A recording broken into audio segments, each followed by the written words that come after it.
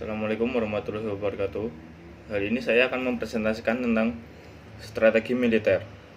Perkenalkan, nama saya Muhammad Rizky Darmawan, NIM-nya 18112178. Ada teman saya Muhammad Fernandasya dengan NIM 18112179 dan Brianji Rosidu dengan NIM 18112187. Yang pertama, strategi militer. Strategi militer pada dasarnya merupakan seni dan ilmu untuk membagi dan mengaplikasikan kekuatan militer untuk mencapai tujuan nasional dalam masa perang maupun masa damai, meliputi seluruh upaya yang dilakukan oleh TNI dengan memanfaatkan sumber daya nasional yang terbagi untuk mencapai tujuan dan sasaran yang ditetapkan oleh negara. Strategi tersebut berupa strategi penangkalan, penindakan, dan pemulihan yang disiapkan untuk menghadapi berbagai bentuk ancaman baik non-militer maupun militer yang mungkin timbul, serta ancaman lain yang ditetapkan oleh Presiden Republik Indonesia. Tujuan strategi militer adalah memenangkan setiap peperangan atau pertempuran dan menjamin keberhasilan tugas pokok TNI yang dilaksanakan secara terpadu dalam rangka menjaga tahap tegaknya kedaulatan negara, keutuhan wilayah, dan keselamatan bangsa. Sasaran strategi militer pada OPM adalah tertangkal dan terusirnya berbagai bentuk ancaman dari kekuatan militer negara lain yang memiliki agresi terhadap Indonesia atau dalam konflik bersenjata dengan suatu negara atau lebih.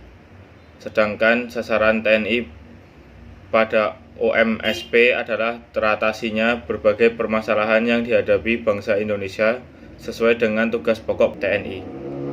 Kemudian yang kedua yaitu metode pelaksanaan strategi militer. TNI sebagai komponen utama pertahanan negara dalam menghadapi ancaman militer menggunakan strategi penangkalan, penindakan, dan pemulihan. Yang pertama ada penangkalan. Strategi penangkalan bertujuan untuk mewujudkan kesiagaan postur TNI dan segenap kekuatan dan kemampuan serta gelar TNI dihadapkan mampu memberikan dampak psikologi yang menampilkan efek tangkal baik keluar maupun ke dalam.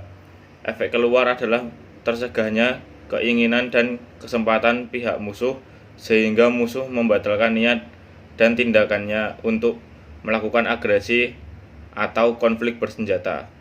Efek ke dalam terwujudnya daya tahan, daya cegah, daya tangkal, dan daya lawan dari seluruh potensi dan kemampuan komponen tidak langsung yang bertujuan mengancam kedaulatan negara, keutuhan wilayah, dan keselamatan bangsa dan negara.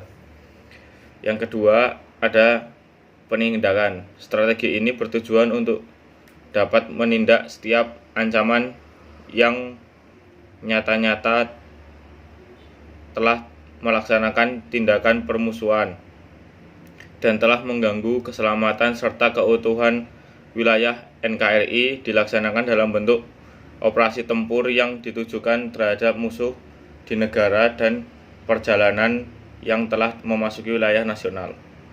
Kemudian strategi pemulihan. Segenap kekuatan TNI bersama dengan instansi terkait atau lembaga fungsional lainnya membantu fungsi pemerintah Indonesia untuk mengembalikan kondisi keamanan negara yang telah terganggu akibat kekacauan perang. Strategi pemulihan bertujuan untuk mengembalikan kondisi stabilitas, keamanan, dan kepercayaan masyarakat.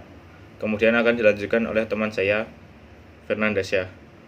Selanjutnya ada ragam strategi militer di Indonesia. Yang pertama, strategi kerjasama militer.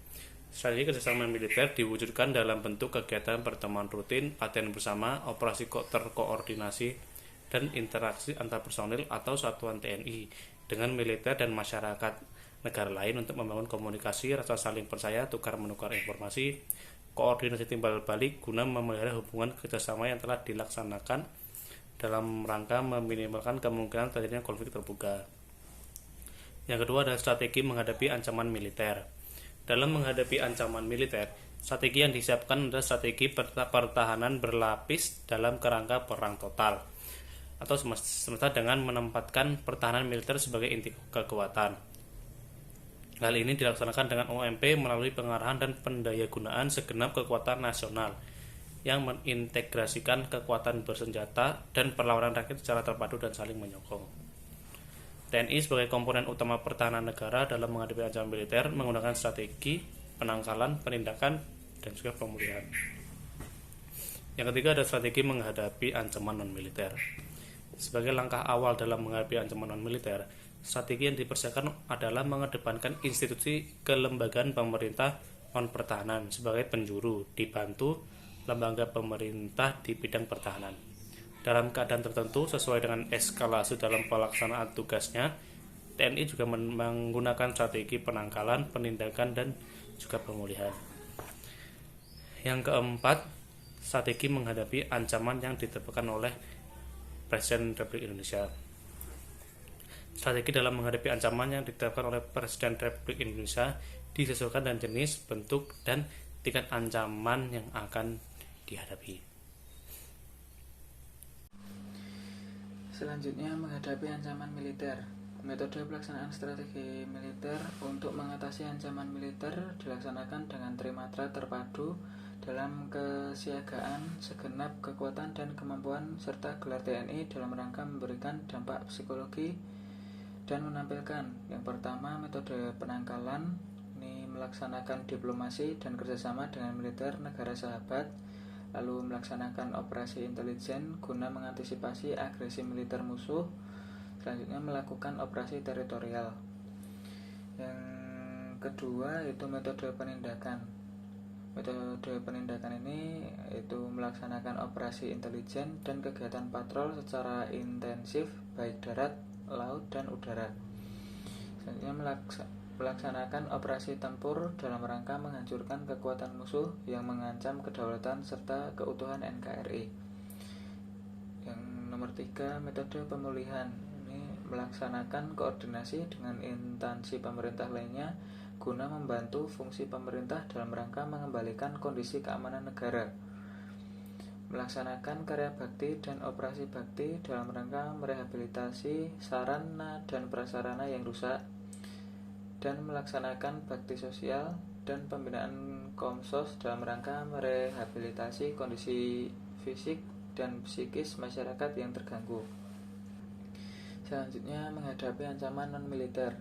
Metode pelaksanaan strategi militer untuk mengatasi ancaman non-militer dilaksanakan dalam bentuk kesiagaan segenap kekuatan dan kemampuan serta gelar TNI dalam rangka menjamin kesiapan operasional TNI menghadapi setiap ancaman yang mengganggu kedaulatan negara.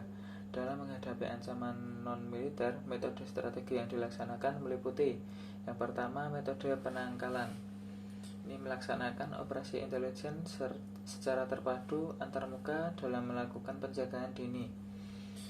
Selanjutnya, menjalin hubungan kerjasama bilateral atau multilateral agar tercipta saling pengertian dan saling menghormati antar negara. Selanjutnya, yang nomor 2, metode penindakan.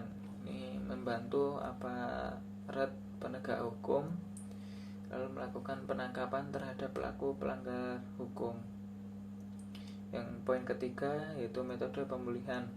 Ini TNI membantu instansi pemerintah guna melaksanakan fungsi pemerintah, dan TNI melaksanakan koordinasi dengan instansi penegak hukum guna membantu proses penegakan hukum. Mungkin sekian sedikit penjelasan dari kelompok kami. Jika ada kekurangan, kesalahan, kami mohon maaf yang sebesar-besarnya. Wassalamualaikum warahmatullahi wabarakatuh.